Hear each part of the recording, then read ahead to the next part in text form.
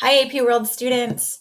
Today we are going to be reviewing the major world religions that we learned about at the start of the school year.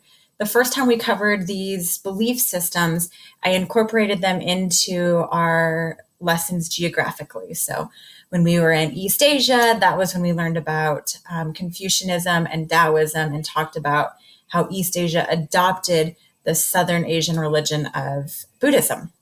But this time, I want to do it a little differently. I just want to go through all of the major world religions in one lesson to give you a nice review. Um, I think that this could be really helpful information to you when evaluating happy sourcing. Sometimes an author's belief system helps to determine their point of view, how they view the world. So that might be something where this type of review could be really helpful to you.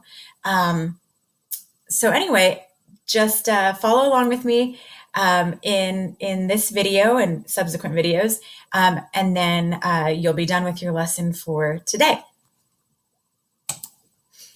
So we've got really two types of belief systems. If a belief system has a deity, we would consider it to be a religion. So an example of a religion would be Christianity. Their deity is known as God or Yahweh. And then there's also like this deity in multiple parts. So there's God the Father, God the Son, God the Holy Spirit, but they have a deity that is worshiped in Christianity. The other type of belief system that we usually talk about is a philosophy. A philosophy does not have a deity to worship. But just because there's no deity doesn't mean that the followers of a philosophy don't have very clear expectations for how they should live their life. That's one thing that religions and philosophies share, that they're codes of ethics, moral standards, a roadmap for how the practitioners of these belief systems should go about their day-to-day lives. So keep that in mind as we walk through these belief systems. Another thing I want you to keep in mind, and this is something that I always give as a disclaimer when I'm going to talk about religion, my goal is not to sway you towards or away from any belief system. I simply want to look at these as events within history. Over and over, we will see in history religious founders really shaking up the social status quo in the societies where they are developing or founding their belief systems. We will also see the impact of religion on the state, on the political inspect theme, because over and over in history, rulers realize that belief systems are a great way to bind themselves to their people and to legitimize their place in power. If we go back to that Christianity example of a religion, if you look at Europe's history, there have been many kings and queens that have also taken on the role of being the head of the Christian church in their realm. And so their followers were their subjects were more likely to follow them and to follow their laws, because they worried that if they disobeyed the laws of the king, they were also disobeying the laws of God. Okay. So we see church and state like this for a lot of human history. So that's another reason why we want to understand the basic tenets of the major world religions. I'm certainly not an expert on any of these, but I do want to give you just a nice overview and summary of the major world religions that are included in the course exam and description guidelines for AP World History. So I am still going to organize today's review geographically. So we're going to start in Southern Asia. And of course, the largest country in Southern Asia today is India. So the belief systems I'm going to start with are definitely tied very closely to India's history. Okay. All right, let me get my notes ready, because going through every major religion in one setting, it's a little bit of a daunting task. I want to make sure I don't miss any of the key points.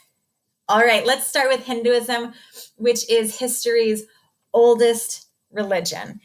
Hinduism originated with the Aryan invaders who brought the Vedic religion, their faith, to the Indus River Valley civilization. The Vedic religion is the ancestor faith of Hinduism. And this happened around 1500 BCE, so long before the start date of our class. And what that means is when we start learning about India around circa 1200, Hinduism has been in India for thousands of years. It is a very rich and vibrant part of India's history, and you really can't separate the impact of Hinduism from India. Hinduism is a very diverse and flexible faith. All Hindus practice their faith in unique ways. There's not one set path that a Hindu must follow to experience spiritual reward. That spiritual reward is called moksha, and it is the release from the cycle of reincarnation, because Hinduism believes in this idea of life, death, and rebirth, that your soul will live multiple lifetimes before you enter into the spiritual reward of moksha. The chief deity of Hinduism is called Brahma, and all other Hindu deities are actually manifestations of Brahma. In fact, a Hindu could even say that deities of other religions are actually just manifestations of Brahma too. He's this creator God, and he's also like present in all living things. A Hindu believes that inside of them is an Atman, which is basically a soul. And this is a piece of Brahma that is trapped in the physical matter of your body. It's the part of you that is eternal, that is reborn every time you are reincarnated. Holy texts for the Hindus include the Vedas, the Upanishads, and these texts talk about not just like Hindu creation stories and things like that, but they also explain to Hindus what their role is in life, what things they should be doing, their responsibilities. This concept of reincarnation is really, really cool. If you've ever had deja vu and said, wow, I've done this before, I've seen this before, maybe that's because your soul is experiencing a moment from a past life all over again.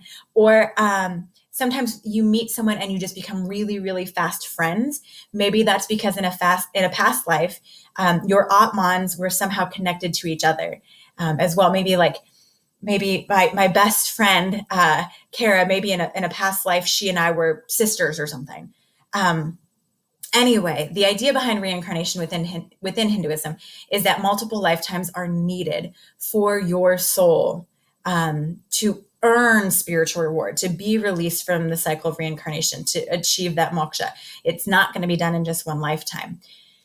Now, to help create order from this concept of reincarnation into daily life, India for centuries followed closely something called the caste system.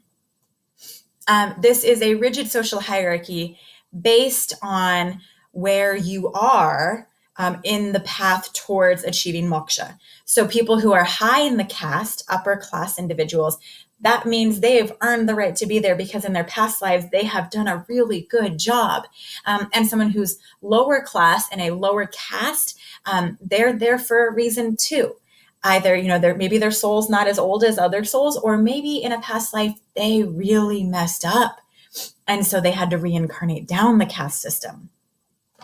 I doubt very much that you would need to memorize the castes, but I do want to go ahead and tell you the major categories. There's a bunch of subcastes too within each of these big categories, but I'll just give you the big ones.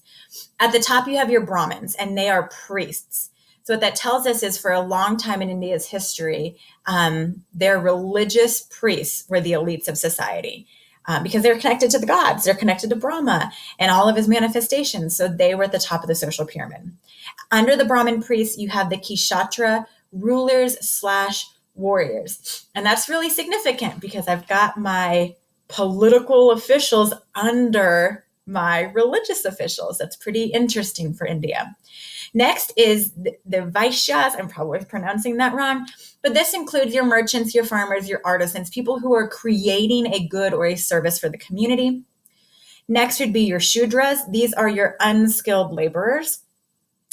They are doing various jobs. They might even assist with farming and things like that, but they perhaps lack some of the training that separate them from Vaishyas.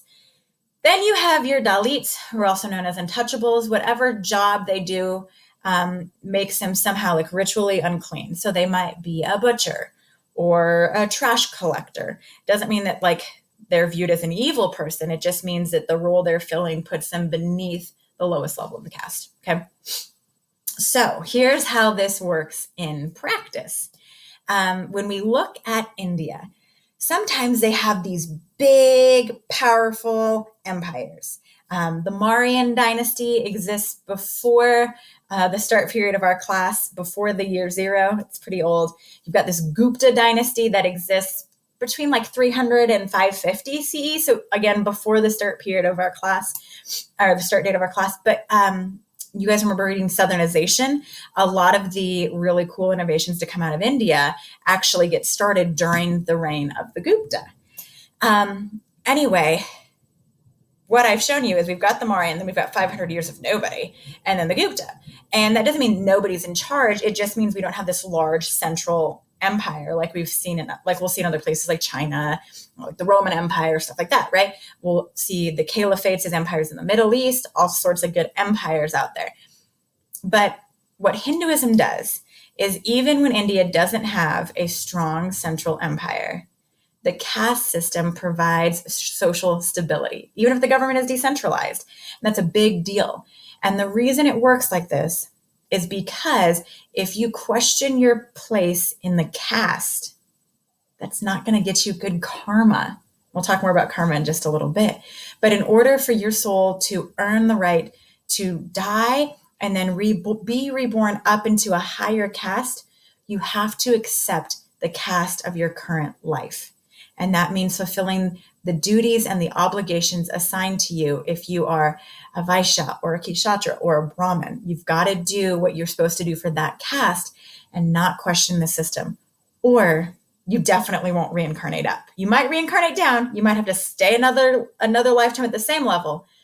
But if you accept your lot in this life and you do it well, you get to go up in the next life. So that's how the caste system brings social stability to India, even if they don't have a central government firmly controlling the reins. Okay. Let me go ahead and stop here for this video so I don't make them too long, and come back and watch the next link to hear more about our next belief system.